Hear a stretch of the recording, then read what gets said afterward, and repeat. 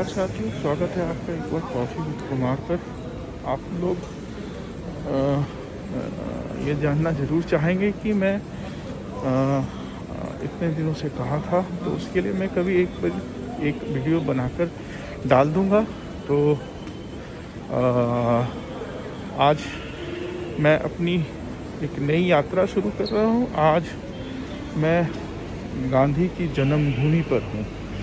यहाँ से coffee with Kumar एक नई यात्रा शुरू कर रहा है और आज तो कॉफ़ी विद कुमार गांधी की जन्मभूमि पर आया है। इसका यहाँ आने का एक मकसद है और आगे आप वीडियो में देखेंगे कि मैं आपसे क्या बात करना चाहता हूँ। दोस्तों, मैं आपको बता दूं कि मैं आज गांधी की जन्मभूमि आया हुआ हूँ। अहमदाबाद एयरपोर्ट से मैं अभी बाहर निकला। मैंने टैक्सी करी। उससे पहले बता दूँ, ये अभी विगत कुछ महीने पहले ही सरकार ने इसे अदानी साहब को दिया है। और जब मैंने टैक्सी करी यहाँ से अपने गंतव्य स्थान पर जाने के लिए, तो उन्होंने मेरे से जो किराया लिया, उस किराए में 150 रुपया अदानी साहब का है। तो आपको मैं कुछ ऐसा समझा दूं कि 15% जो है वो अदानी साहब को देना पड़ा है। ठीक है, बढ़िया है।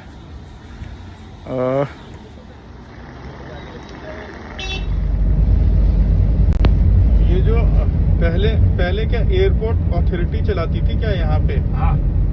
अच्छा, एयरपोर्ट अथॉरिटी चलाती है, अभी अदानी करता है। तो पहले भी मतलब आप लोगों को देना पड़ता था? पहले मतलब खाली 20 या 30 रुपये देने पड़ते। अच्छा, अथॉरिटी का अंडर में था ना, 20 या 30 रुपये देने पड़ते हैं। अभी 150 तो ये ले जाता है और हर महीने 500 रुपये पार्किंग चार्ज का अलग से देना। अच्छा, मतलब 150 रुपये हर ट्रिप का ये लेते हैं अदानी साहब, और 500 रुपये जो अंदर पार्किंग में खड़ी करते हैं उसका भी ले लेते हैं। तो ये पहले का सिस्टम अच्छा था कि आपका सिस्टम अच्छा है? पहले का अच्छा था। तो मतलब जो ये नया सिस्टम जो आया है, जो 150 रुपया ले रहे हैं और 500 रुपये पार्किंग का, तो कोई फैसिलिटी दी क्या आप लोगों को? नहीं यहाँ पे फैसिलिटी क्या, काउंटर दिया है। हाँ, कंप्यूटर काउंटर सब दिए। मतलब कंप्यूटर काउंटर, हाँ। जैसे जहाँ से अभी पर्ची कटवाई हमने, बस वही एक फैसिलिटी के नाम पे दिया। तो पहले क्या सिस्टम, ऐसे पर्ची काट के दे देते थे क्या? तो मतलब एक कंप्यूटराइज पर्ची निकाल के दे रहे हैं, उसका वो 150 रुपया और 500 रुपया पार्किंग है। तो पहले पार्किंग के चार्ज नहीं देने पड़ते थे आप लोगों को?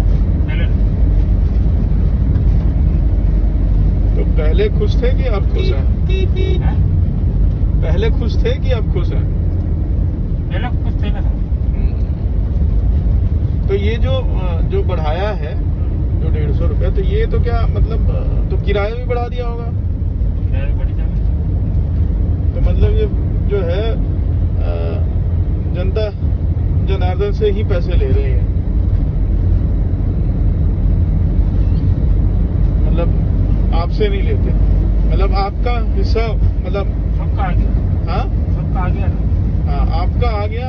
जो 150 रुपया था वो किराया बढ़ा दिया और जनता जनार्दन से ले लिया।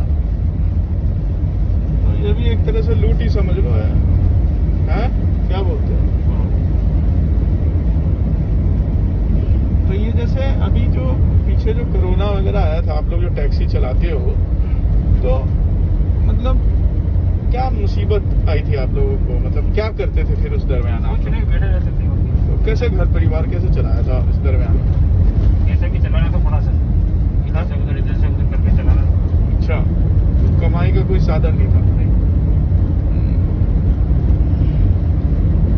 तो मतलब अगर समझो कि जैसे कितना नुकसान हो गया होगा आप लोगों को, ऐसे परिवार कैसे पालते होगे इस दरमियान? नुकसान तो बहुत हुआ।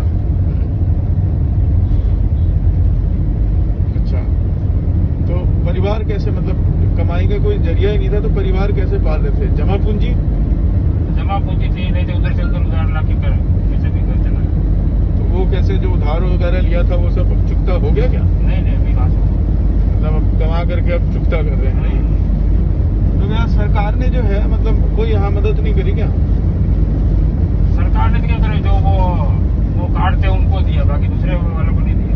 अच्छा, मतलब आपका कार्ड नहीं है क्या? नहीं, तो कहाँ, कहीं भी कार्ड नहीं है? मतलब आप गुजरात के रहने वाले मैं हो? राजस्थान का। अच्छा, राजस्थान के रहने वाले हो। तो मतलब ये जो मतलब माइग्रेट करके इधर को आए हो। हाँ, तो ना इधर मिला ना राजस्थान में मिला होगा फिर तो ये तो आप लोग तो दोहरी मार मरे।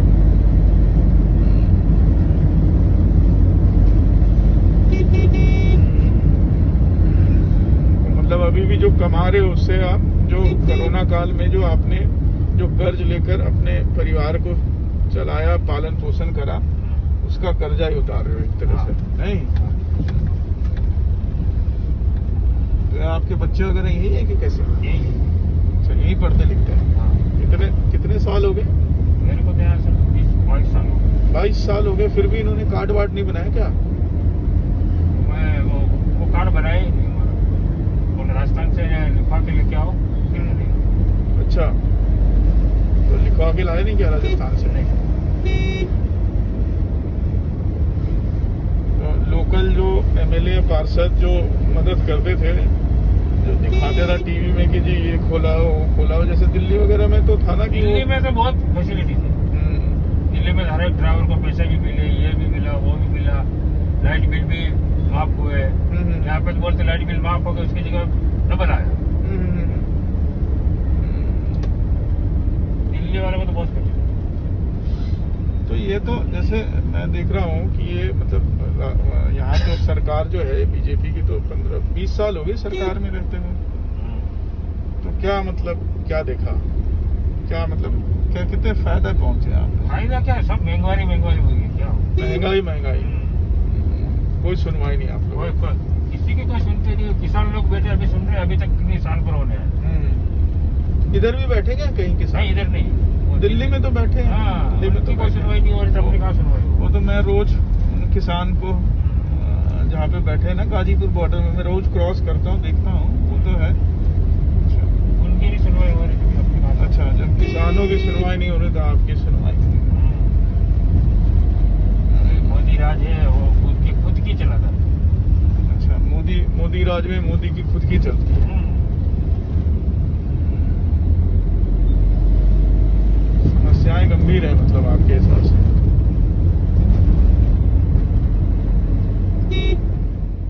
धंधा भी है ही नहीं, महंगाई इतनी हो गई ना, घर चलाना मुश्किल हो जाता है। अच्छा, महंगाई से घर चलाना मुश्किल हो रहा है। तो कभी आप लोगों को लगता नहीं है कि मतलब जो है सरकार के खिलाफ कुछ बोले, या सरकार सुनती कहाँ, क्या खिलाफ बोल के क्या करोगे? अच्छा, सरकार कहाँ सुनती है? मतलब सरकार सुनती नहीं है। तो जैसे है पहले क्या था ना कि देखो क्या था कि मतलब सरकार तक ना आवाजें पहुंचाई जाती थी, नहीं समझे? तो अब क्या लगता है कि कौन इसमें चूक गया? जैसे पहले अखबारों में, मीडिया में न्यूज आ जाता था तो सरकार तक पहुंच जाता था वो। तो आपको क्या लगता है कि मतलब न्यूज भी पहुँचता है, सब कुछ पहुँचता है, पर सुनवाई नहीं होती है ना। तो न्यूज वाले छापते हैं क्या महंगाई की खबर? छापते हैं, समाचार में आते हैं, सब कुछ आता है।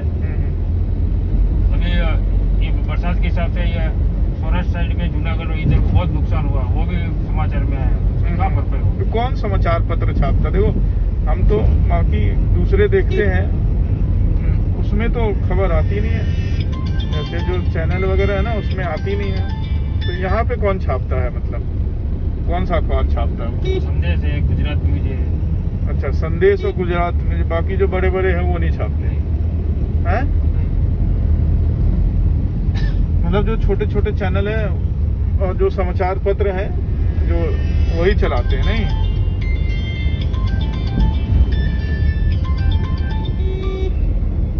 तो आप लोगों ने यहाँ रह के अपना मतलब कुछ भी नहीं बनवाया, नहीं? मतलब माइग्रेटेड है तो आप लोगों ने यहाँ सुविधा लेने के लिए कुछ भी सच ना आप लोगों ने बनवाया ना सरकार ने कोशिश करी। हाँ, लेकिन जैसे हम लोग जैसे और बाहर। अभी जो ये मिल रहा है ना आवास योजना, हाँ, ये पैसे वालों को मिलता है।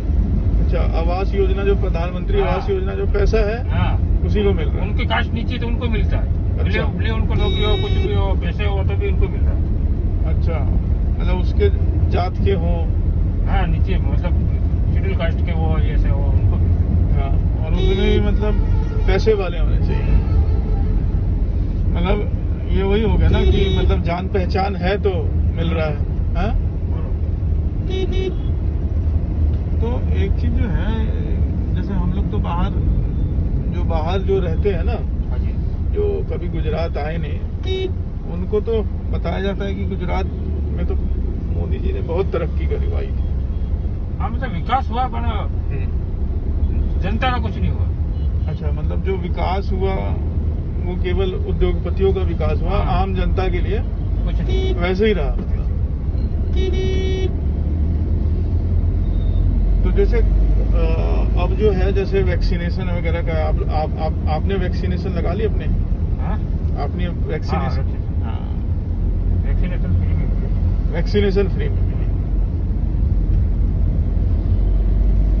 तो जैसे 20-22 साल हो ही गए, तो कभी यहाँ कांग्रेस का भी राज देखा था क्या आप लोगों ने?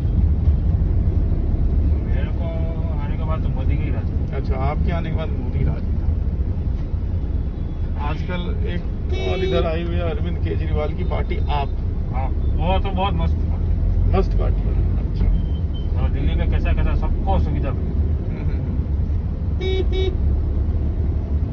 तो अगर आपको वोट देना पड़ा, हाँ? अगर वोट देना वोटर कार्ड बनवाएगा यहाँ का? आ जाएगा।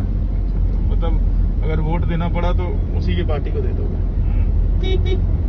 सुविधा मिलेगी। तो जैसे आप क्या वोट आप कहीं पे भी दो ना सर, सब वो मशीनों में सेटिंग है। अच्छा, मशीन में सेटिंग है, मतलब आप को लगता है कि आपको देंगे, चला किसी और को जाएगा। हाँ, जो देते हैं वो जो बच जाते हैं वो ऑटोमेटिक खुद कर डालते हैं। अच्छा, और जो बच गया उसको खुद हाँ, बाद में सेटिंग कर लेते हैं।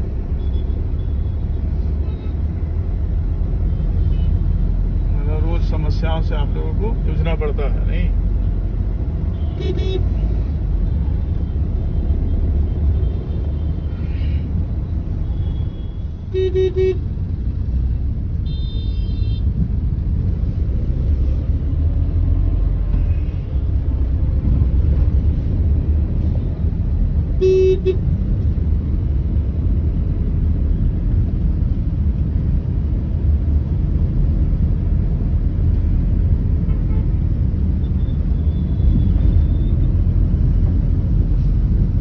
तो आज 2 अक्टूबर है, तो मतलब केवल सरकारी छुट्टी, बाकी प्राइवेट वगैरह सब खुले हैं। लेकिन ये तो नेशनल हॉलीडे है, इसमें तो सब बंद रहना चाहिए। नहीं सर, आज कोरोना में लोग हैरान हो गए, अभी क्या बंद रखे? हैं? कोरोना की वजह से लोग हैरान हो गए, अभी क्या बंद रखे? अच्छा, कोरोना से परेशान है तो क्या मतलब नेशनल हॉलीडे और क्या हो? क्या हॉलीडे बना, क्या नजर चला।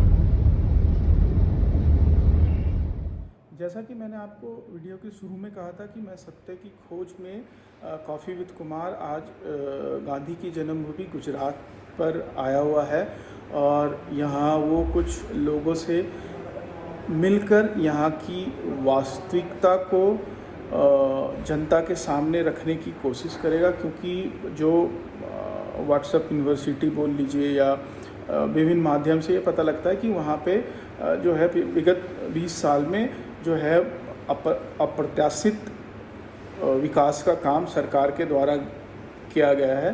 तो मैं उसकी जांच पड़ताल में गुजरात आया हुआ हूँ। मेरा आने का सबसे पहला मकसद जो था वो गांधी के प्रति एक श्रद्धांजलि देनी है, क्योंकि गांधी एक व्यक्ति नहीं, एक सोच है, और उस सोच को हिंदुस्तान के आत्मा से आप कभी अलग नहीं कर सकते।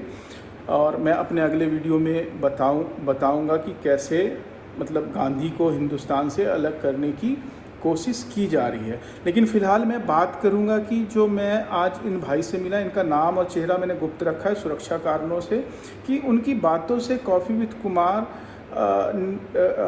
जो है वो अपने दर्शकों को बताना चाहता है कि कैसे कोरोना काल में और उसके बाद कैसे उसके कोरोना की वजह से मध्यम वर्गियों की इनकम घटी। और कोरोना काल में तो खैर कोई वो भी नहीं था उनके पास कमाने का जरिया, तो कैसे उसने मध्यम वर्ग को और हिंदुस्तान की एक गरीब जनता को कर्जदार बनाकर चला गया है। ये मोटा मोटी जो है, मतलब आप समझेंगे तो ये आपको ये जो कहानी है ये हिंदुस्तान के हर प्रांत से सुनने को मिलेगी। और जहाँ तक मैं इस गुजरात की बात करूँ तो यहाँ पे कोई एक मजबूत राजनीतिक विकल्प न रहने की वजह से या उनकी कमी की वजह से यहाँ के जो यहाँ की जो सरकार थी विगत 20 साल में, वो धीरे धीरे निरंकुश और तानाशाही रवैये के तरफ जाती चली गई। इसका जो है सबसे जो बड़ा कारण है, मैं यहाँ पे जो यहाँ की आम जनता को संवैधानिक जो सुविधाएं मिली हुई हैं, जो संवैधानिक अधिकार है, उसकी कमी को मैं ज़्यादा मानता हूँ। और उसमें सबसे बड़ा दोष जो है मैं वो मीडिया को दूंगा, क्योंकि आज की जो ज़्यादातर मीडिया है वो सरकार से सवाल कम, उसका मुखपत्र ज़्यादा हो गई। उनके चैनल में बैठे हुए पत्रकार वो एक प्रवक्ता की तरह बात करते हैं और विपक्ष से ही सवाल पूछने का काम करते हैं, तो शायद सरकार तक वो आवाज़ पहुंचती नहीं है। और या सरकार को ये लगता है कि कोई समस्या ही नहीं, तो इसलिए वो इन पे ध्यान देना नहीं चाहती है। तो मैं यहाँ पे सबसे बड़ा दोष मीडिया को दूंगा। और लेकिन जब मैं इनसे बात कर रहा था तो उन्होंने चुनाव आयोग पर भी एक बहुत बड़ा सवाल उठाया। तो मैं चुनाव आयोग से हाथ जोड़कर विनती करता हूँ, कृपया आप अपना एक स्पष्ट तथ्य के साथ स्पष्ट बात जनता के सामने रखें, ताकि आप बहुत महत्वपूर्ण कड़ी हो इस संविधान की, तो आप जो है एक जनता में विश्वास दिला सके कि जी हाँ जी आप एक निष्पक्ष चुनाव करवा रहे हो। और जो अंत में जो मैं कहूँगा, जो इस प्रांत में जो विकास हुआ वो विकास कुछ एक लोगों तक ही सिमट कर रह गया। और इनके बाद की जो पुष्टि कल ही जो एक न्यूज आई थी कि अदानी साहब रोज़ का 1000 करोड़ कमाते हैं, जहाँ जनता यूँ समझ लीजिए कि कर्जदार बन रही है, वहाँ पे एक व्यक्ति रोज़ का 1000 करोड़ रुपया कमा रहा है। तो मैं हाथ जोड़कर अदानी साहब से विनती करूँगा, कृपया वो जो तरीका है कुछ बताएं, कम से कम 1000 तो नहीं, लेकिन 1000 करोड़ तो नहीं, कम से कम 200-500 रुपये तो रोज़ कमाने का तरीका बता दें कि आम जनता इस गरीबी से और ये कर्ज से मुक्त पाए। और जाते जाते मैं जो है एक जो इसमें जो बात जो मैं बड़े उसके मजबूती के साथ रखना चाहता हूँ कि किस तरीके से जो आम जनता की जो आप बोल लीजिए कि जो एक संपत्ति है आम जनता की है, हालांकि सरकार का है, लेकिन वो आम जनता के लिए उसको किस तरीके से प्राइवेट हाथों में बेचा जा रहा है और उसका एक अलग से जो भार है वो आम जनता पर ही आ रहा है। तो मैं सरकार से विनती करता हूं कि कृपया इस पे ध्यान दें। और जबकि कोरोना में आम